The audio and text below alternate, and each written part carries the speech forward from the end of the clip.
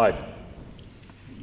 Well, the Black History Month bus has long left the station to return next year to repair a somewhat interrupted journey.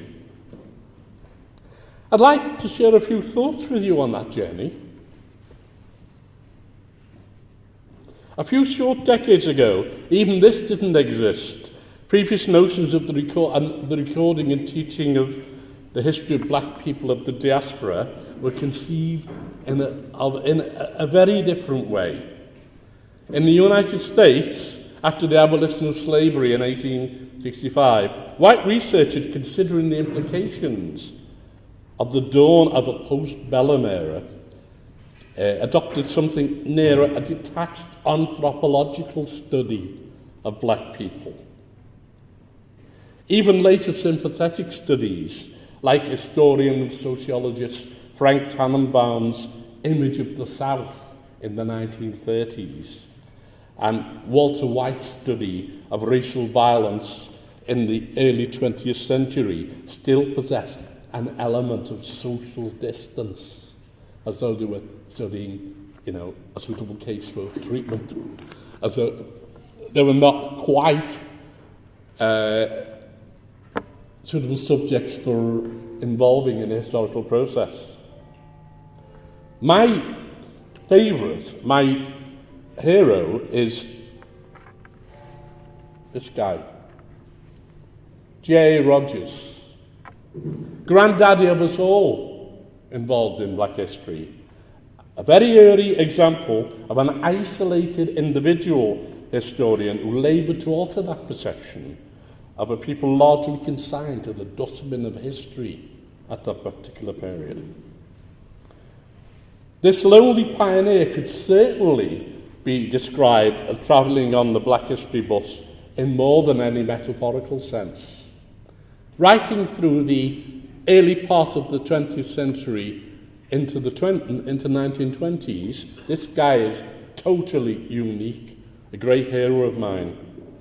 A Jamaican-born author, Rogers worked as a Pullman porter, certainly on the Black History bus, allowing him to travel and feed his appetite of knowledge by visiting libraries in each city that he passed. No money, no support, self-published his own books, and used his lighter complexion at a time to gain admittance to libraries at a time when a darker-skinned man would not have been allowed in. At one time, he also worked for Marcus Garvey was one, and for the Chicago Enterprise. Those of us who heard the youthful cry from the back of the bus, "Are we there yet?"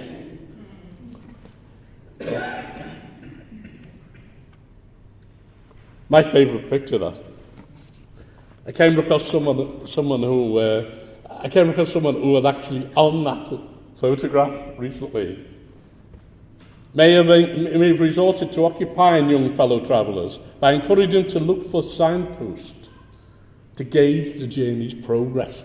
When you say to kids when you're riding along, "Oh, look, so-and-so," whatever. But what if the markers aiding us to record our journey has been removed? Many of us have found building a narrative around the lives of people of African descent difficult enough without the coat hangers on which we frame that narrative being actively interfered with. And yet, just that happened last year with plans to eliminate the few existing black figures in British history taught within schools in order to concentrate on, Winston Churchill, Oliver Cromwell, Nelson.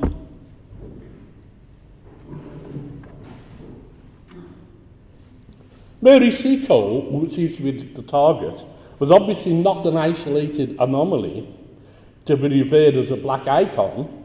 Rather, was she one of those signposts for those engaged in repairing that very grand sweep of British history called for, and was certainly not the only black participant in the Crimean War. My own great-grandfather, Bermudan-born seaman Edward James, being amongst them as a teenager. Mary's role is very important, we know, because she was a rallying point for students around which other black people can be grouped heroic or commonplace, like Edward. Encouraging rather than sidetracking valuable research into the social history of ordinary black folk.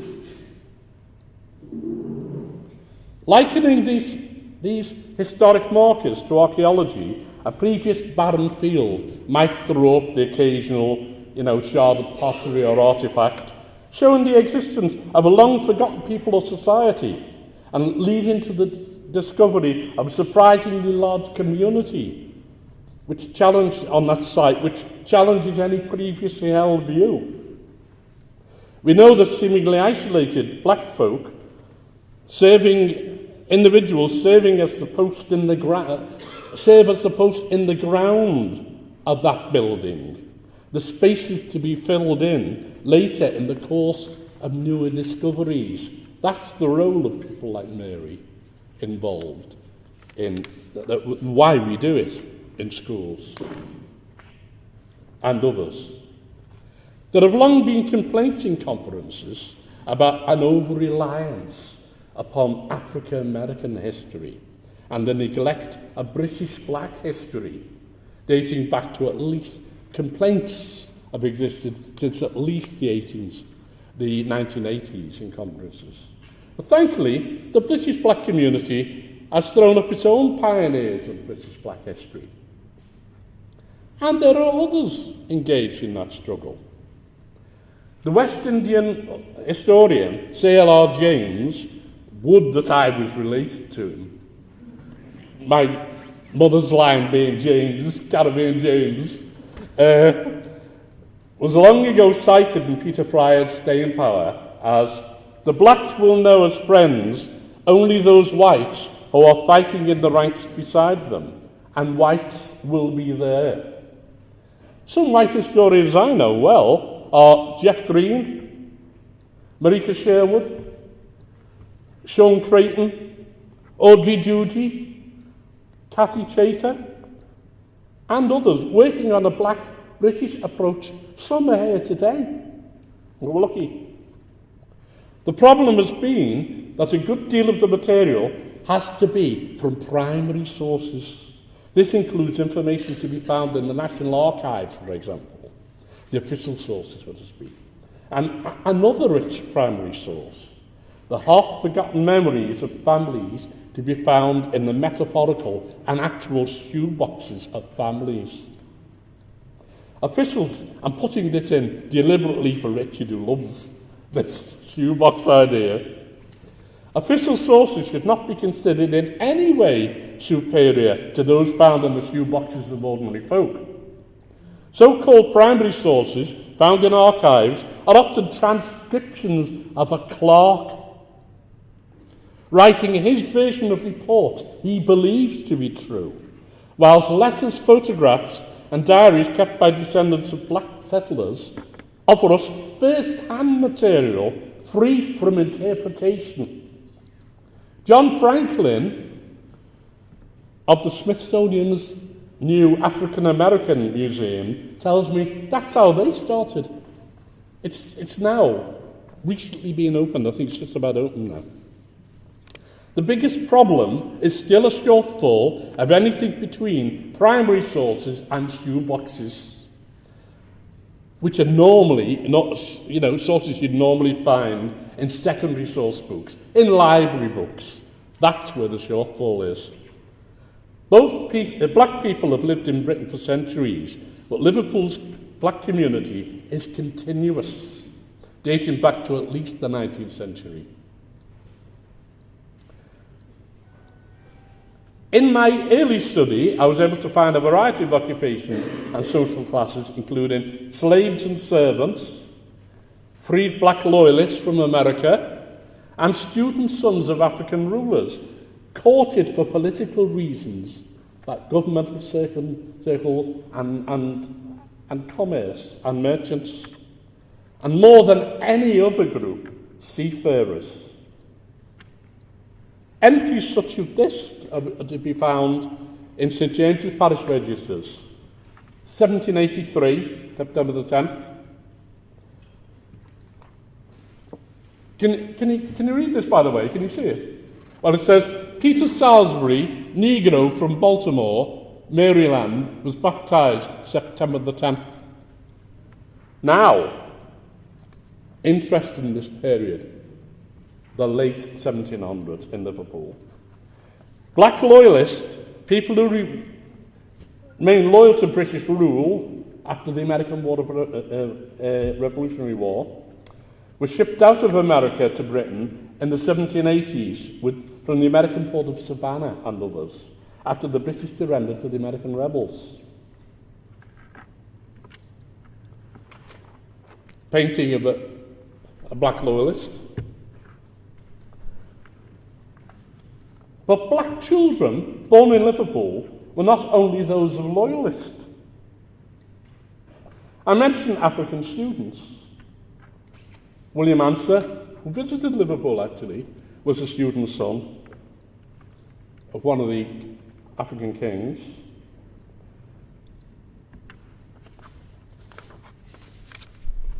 Samuel Barron, son of the African king Honorary, Elias Johnson, baptized January 21st. Now, we don't know what happened to him at all. Was this prince born during a visit, a king in exile, or an older royal student settled in England? Whoever it is, it provides irrefutable evidence of British-born, Liverpool-born blacks at that time. There's the record. Liverpool sailors around 1900. I won't say much about that because I'm trying to sell the book and it's downstairs. I've just written a book of black sailors. That's more than any other in Liverpool. It's descendants of black sailors, which means that there's a slight tilt towards, or more than a slight tilt towards, black people being of direct African descent, rather than from the Caribbean. But there are some Caribbean links, like mine, for instance, is your Edward James, is, a Bermudan. Right.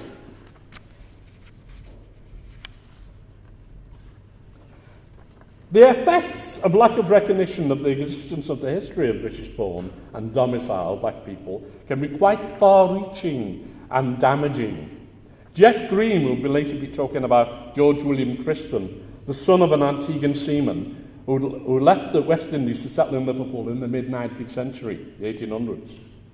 After serving as a clerk the whole shipping line, George established his own merchant trading business in Nigeria and Cameroon with European as well as black employees. As a British-born black man, beginning of the 20th century, George was in an unusual position for his time. As a clerk, he occupied a role characteristic of colonial whites. Yet, he was not what was referred to back home as a native, in inverted commas, a locally born African. This often placed him in difficult situations. They couldn't get their head around the idea of being British-born black.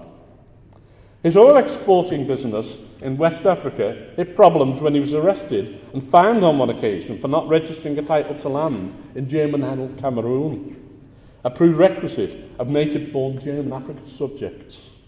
This required the intervention of the MP for Toxteth, as we'll hear later.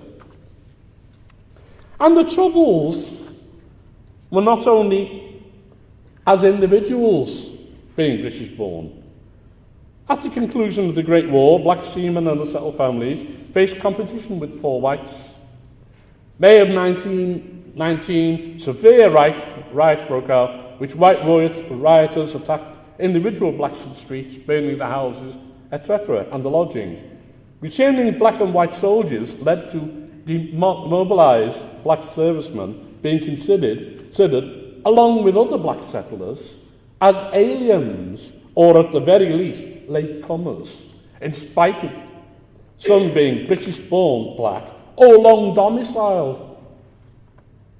Another effect of the non-recognition of British-born black is being considered a perpetual immigrant, never a citizen. Paradoxically, they were not eligible for any benefits.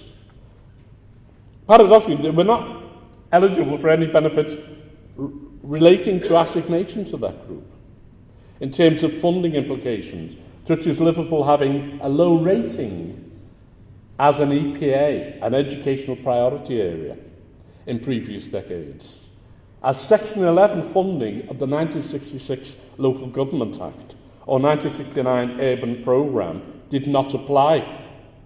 As British-born black people, many British-born black people were undifferentiated from the greater population in terms of language, religion or culture, which was provided for.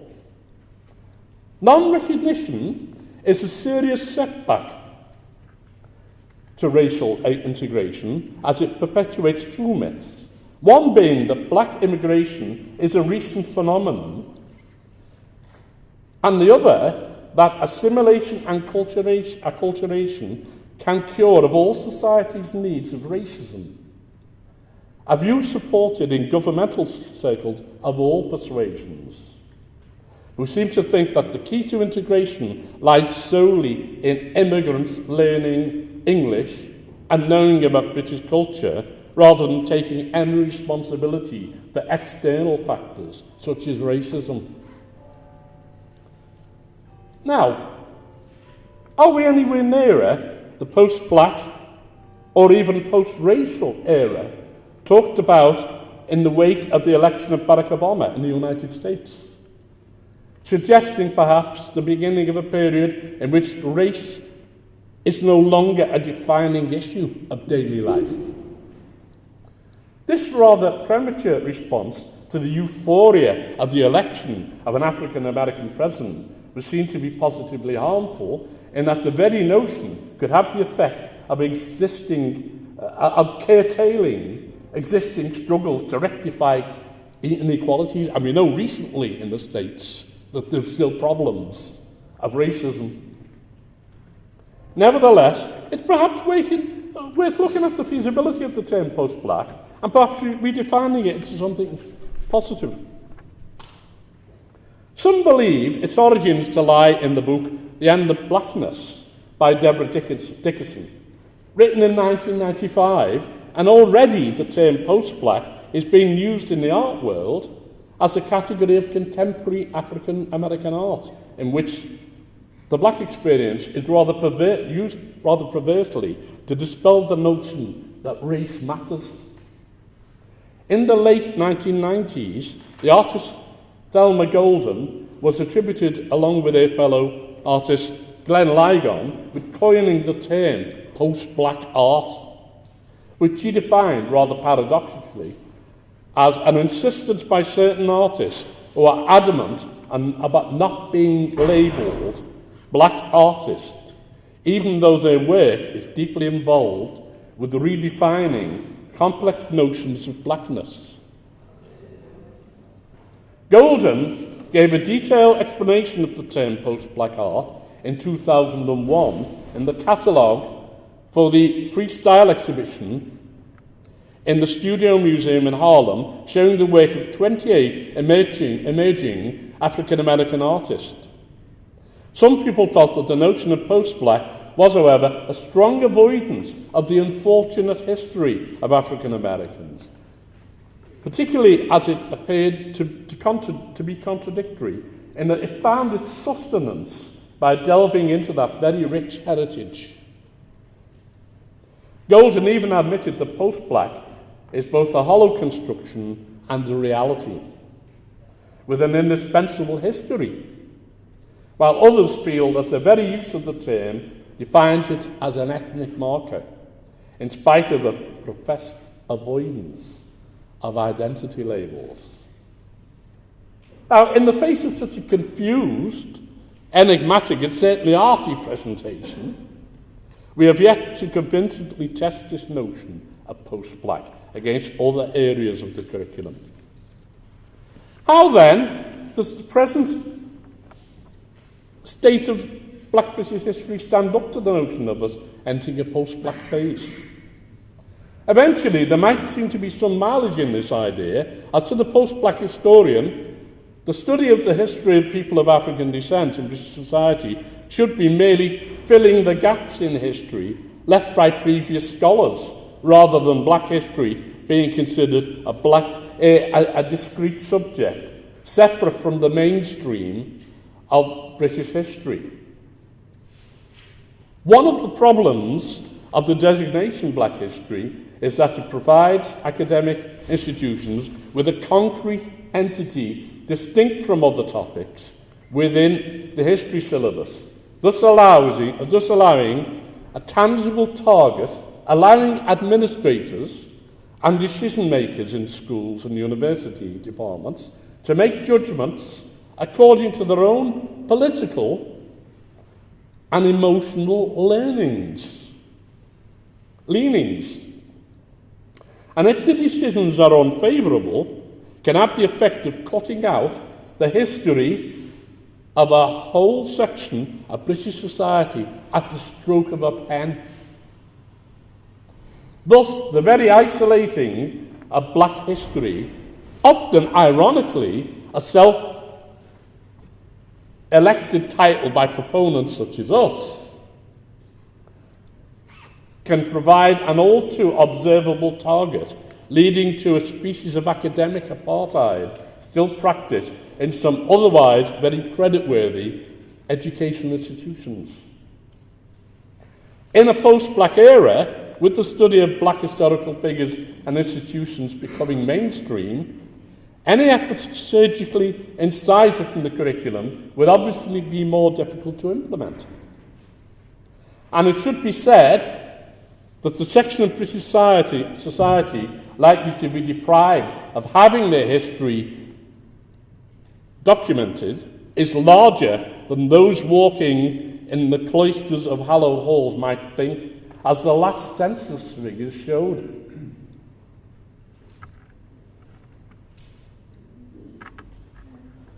Still, the Black History Month bus trundles on, regardless of obstacles and ignorance. Times can change after decades of hardship, as South Africans and African Americans, with their seemingly abrupt changes of leadership, know. The wheels of the carriage may rattle occasionally, but the momentum gathers, and we may have to change to another vehicle in the course of the journey. The compartmentalizing and segregation of history cannot endure and must give way. At a local level, there is a good exhibition put on by Karen O'Rourke, the curator of the Liverpool King's Regiment, aiming at a more conscious integration. Using previous unseen images, it tells the untold stories of the First World War, complementing the museum's items on display in the City Soldiers Gallery and from the waterfront exhibition. The stories of these black families were shown alongside those of white participants. The nirvana of historical research of any sort is never attained. But the excitement of the struggle and the joy of new discovery in this virgin and fertile area of research is so much worth the struggle. I personally believe in an approach which works towards filling the gaps in history, rather than providing cynics or racists with an all too separate and isolated target. Nor am I an eventualist. This should be happening now in all educational institutions. But unfortunately, we still need the markers. Much more work of discovery to fill in those spaces between the role figures to be done. These are just a few of my thoughts on the journey, of course. So much work is yet to be done around the building of any narrative of black British people, but history has taught us that talking about goals and labouring towards destinations can often bring them about, as our own abolitionist spiritual ancestors would agree. Although perhaps struggling on the fringes of academia, hopefully we can make a contribution to that goal today. Thank you very much indeed.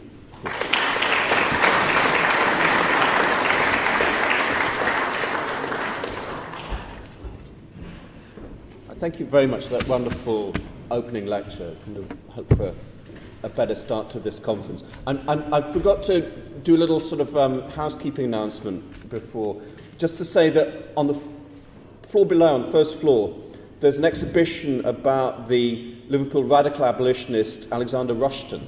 So at some point in the day, please do go and have a look at that. It's well worth seeing. Thank you again, Ray. That was absolutely great. Thank you very much.